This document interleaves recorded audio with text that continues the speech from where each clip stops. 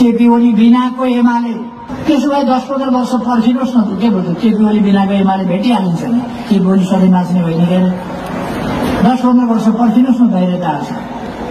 केपी ओली बिनाको एमाले उनीहरूलाई तत्काल चाहियो। एमाले बिनाको नेपाल अरे तिम्रो नातिका पालामा पनि आश नगरे हुन्छ। झन् बलिया बाघुरा बलियो मसल लिएर नेकपा एमाले सिद्ध्याउन खोजेका हुन्। एमाले सिद्धियो त सबै एकातिर, एमाले एक्लै, तराजु त बराबर भयो। हामीले राम्रो काम गरेकै हुनाले हाम्रो पार्टी फुटाइयो।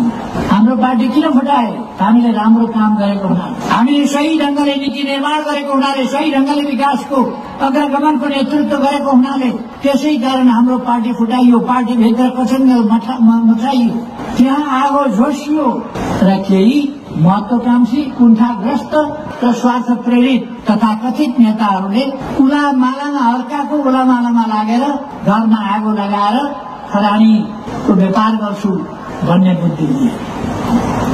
खरानीको व्यापारबाट के हुन्छ? घरमा आगो त लगाए।